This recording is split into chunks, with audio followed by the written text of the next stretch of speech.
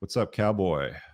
Yeah, I mean, if you want, I can come wire your house. No, I'm joking. Yeah. I'm What's an up, man? electrician What do you by got trade. tonight? It's very location dependent. Um, I'd like to get to the passport bros capabilities, but how does one transition into, I know there's no cheat codes, but I don't know much about online marketing and sales. I've been studying, looking into it, but how do you get that frying pan to the forehead moment of, I need to take this career and make it mobile when it is such a location dependent career? What do you do for a living again? Electrician. So you'd have to figure out a way to use your skills and expertise from anywhere in the world. So if you're an electrician, for example, what the hell was his name? Smart Passive Income was his podcast. So I used to listen to this podcast like a couple decades ago. It's been around for a while now. Maybe it's like 15 years ago. Pat Flynn, and it was called Smart Passive Income. And he used to interview people all the time. And one of the things that he did was he basically transitioned to a media company, essentially, like creating content, like a personality. And I think he was in engineering or something to do with security engineering or something like that. And he got a package, went home, just started doing podcasts and just talking. Usually the aha moment is, okay, well, I can't do this anymore because I'm anchored to a certain location and I don't have the option to do it anymore anyway because they package me off or they fire me. So I'm going to do something different. I'm going to take my skills and do something else. Now, a few of these guys from these podcasting crews, Entrepreneur on Fire was another one. John Lee Dumas, I think was his name. He moved down to Puerto Rico, and again, he was location dependent at one point. Same thing with Pat Flynn, and they created information business, podcast, information product.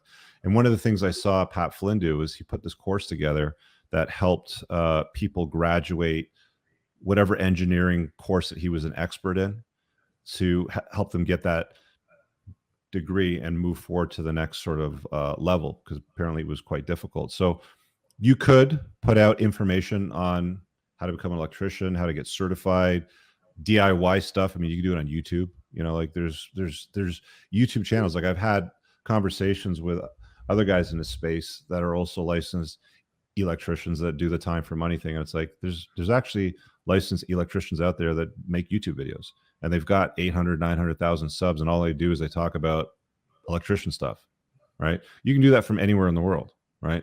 So you have to get innovative. You have to sort of lean into beyond just, okay, well, I can wire a house. Okay, that's cool. But can you teach, I don't know, 1 million people how to wire a house that might need to learn how to wire a house, or a simplified wiring that some random guy in a mud hut in the middle of nowhere, can sort of make for himself? Like, you have to innovate with it, man. Like, you got to think outside of the box. There's inside of the box thinking, there's outside of the box thinking, there's not even seeing the box thinking. Start thinking outside of the box when you're creating ideas. Keep a journal and like jot down ideas, business ideas, and see if there's something that, really, like, if you keep going back to it, like you're journaling and you're writing down these business ideas and you keep going back to it over and over and over again, that's a frying pan to the forehead moment where you're like, this might be something. Okay. You see what I'm saying? Like, Yeah. I mean, like, you can stumble into these things just by starting something else, but being intentional and sort of like thinking about problems that you like, what problems do you see over and over again as an electrician that you can solve or sell as an information course to people that are dealing with the same problem, that they can sidestep the whole picking up the yellow pages and paying somebody to come over and do it for them? What possibilities exist in those realms? The problem is everywhere is so localized. Like your codes in Canada are totally different than they are here in Missouri or Kansas or Florida, or Right. go to Europe. They do stuff totally different. I specialize in. I used to do houses all the time. Now all I do is gas stations and car washes, and there's a ton of money in it. I can work on the side and make $40,000-$50,000 on the side, but I have to be there. You can't really teach somebody how to do that without having the physical apparatus in front of you. Yeah. This is a bison brusher. This is a top wash. This is how you wire it. Da da da da da. Another way to do it, cowboy, is you can you can mash up business ideas. Like one of the things that James Altucher taught me a long time ago was marry up ideas that you have, like passions that you have. Um, an example that he's used often is when you were 12 years old and you kind of go back to that time, what did you do that you were so passionate about that you lost track of time doing? And is there a way that you can take a couple of ideas, marry them up, let them have a little bit of idea sex and turn it into something? Like the whole notion of the original YouTube channel, Entrepreneurs in Cars, was interview friends in their success rides. For me, it was Top Gear meets TED Talks, right? Mhm. So that's how I sort of like married those two things up. Now, I still do videos in the car, so I can still call the the channel Entrepreneurs in Cars because it still works. But you can find different things that you're passionate about and marry them up. Like I'm always going to love cars, and I'm always going to love hanging out with entrepreneurs. I love having these conversations, and I love driving fast cars, right? So, I mean, I kind of fill that cup now by doing rallies, because just about everybody that does the rallies now and these supercars are almost always entrepreneurs, and they're also car fans. So we kind of tick off those boxes, for each other, sort of thing. You just have to sort of like lean into this stuff, man. You know what I mean? I'm getting it. You with I'm me? just curious. I'm curious. Like you said, if you were to move to Dubai, you'd be poor. So Yeah.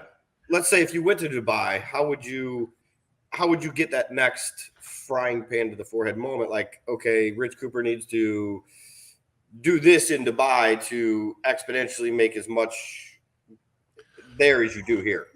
Yeah. So, I mean, if I go to Mexico, a place like Dubai is not for me because I like mountains and beaches, right? So, and it's too far away from North America. Like I've still got anchors here that I will come and visit. I don't like traveling and flying and shit. So for me, that would be a place that I really wouldn't, consider. I might visit it. I might visit some friends there, sort of thing, but it's not high up on the list.